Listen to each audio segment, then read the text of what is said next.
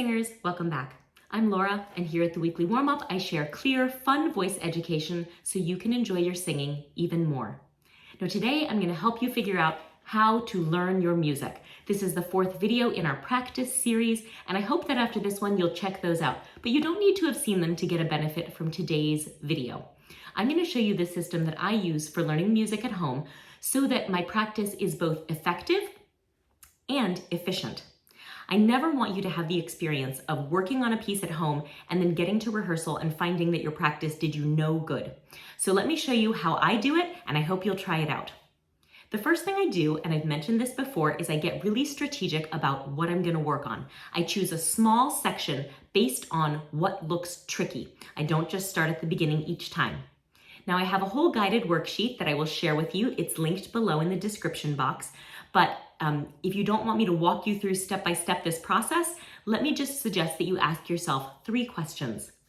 Do I speak the language of this piece? Are there parts that look rhythmically tricky? Meter changes, dots, that kind of stuff. And are there parts that look tricky in terms of pitch, accidentals, big leaps, that kind of stuff? And with that information in mind, I can pick a short section that I think I want to work on today. Just a limited thing for my limited amount of time. Once I've picked it, here is the system. I want you to start first with rhythm. And the reason for that is that if you are confident in the rhythm, then once you get to rehearsal, even if you've done no other preparation, you will be able to follow along and get a sense of what's going on, by listening. If you don't know what's going on with the rhythm, it's very likely that you will lose your place and not be able to follow along and therefore not get any benefit from the rehearsal at all. So start with rhythm, and I would ask that you start this way. Start by picking your section, figuring out the meter or the time signature, and setting up a steady beat for yourself. So as an example, I'm using the Cantique de Jean Racine, which is in a nice 4/4, and I'm going to start myself with a steady beat. Here's a quarter note. Now here's the thing. It's totally fine to go really slow if you want to, but make sure that you keep it proportional. So it can be a slow 4/4, but it should still be a 4/4. Okay, so I've got my section ready, and I'm going to set up my steady beat, and then I'm going to chant on a neutral syllable. I'm not going to use the language yet. Now, of course, you could do this on language if it's a language where you feel rock solid, and chanting with the language is not going to trip you up at all. But in this case, if it's French and maybe you're not familiar with French, then maybe you want to start out, as I recommend, with just a syllable. I'm going to use ta, ta, ta. You can use any syllable like that. So here we are. 1, 2, 3. Ta, ta, ta, ta, ta, ta, ta, ta, ta, ta, ta, ta, ta. Great. Now, if you're making errors and you want to clean some things up, go back and do some detail work. Make sure that your work is thorough rather than just covering a lot of ground. So figure out that section, and once you feel confident in the rhythm on that section, it's time to add language. Now, here's one of my favorite tricks. I'm going to show you how I use Google Translate to help me figure out the pronunciation of foreign languages. You'll see here that if I navigate to google.translate.com, I have sort of a split screen, and I can put my foreign language words into that left side and identify them as French. When I do that, I will not only get a translation automatically generated on that right side, so I know what I'm singing about, but I also will have this little button down here, and this is under the foreign language text, and when I press it, I can hear how the text is pronounced. Répands sur nous le feu de ta grâce puissante. Isn't that cool? So I can now take that text that I know how to pronounce and superimpose that on the rhythm I've already figured out. So let me set up my steady beat, and I'll chant in the rhythm.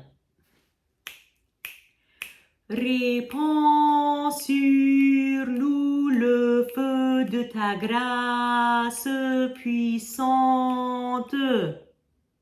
Cool. So now it's time to add the pitches, and knowing already my rhythm and my text, I can just add those pitches on top without too much muss and fuss. So here, just like I set up the parameters of the rhythm by figuring out a steady beat in the meter first, here I'm going to figure out what key I'm in. So I'm going to look at this. Got a whole mess of flats here. I'm in D flat, and that means that the section I'm starting on here is going to start not on Do, which would be D flat, but in fact on T, on that C natural. So I'm going to start myself off there. Now this is because I'm trying to do this sight reading using my oral skills. If you don't have those skills, it is totally fine to use the keyboard at this point or to even listen to a recording. The bottom line is that having figured out the rhythm and the text already, all you're doing here is adding the pitch information. So let's give this a try. This is Do, then I know my first note is T. Okay, let's give this a try.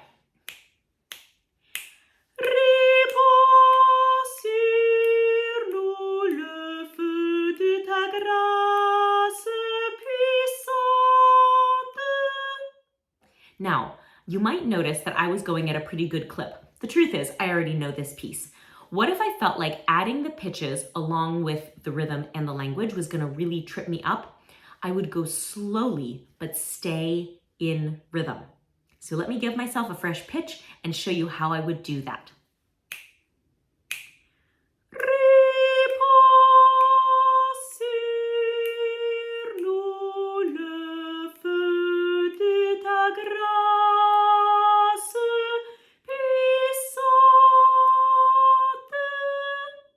So now I've got rhythm, language, and pitch all in place, and I've really learned this section. I haven't just sort of gone over it vaguely.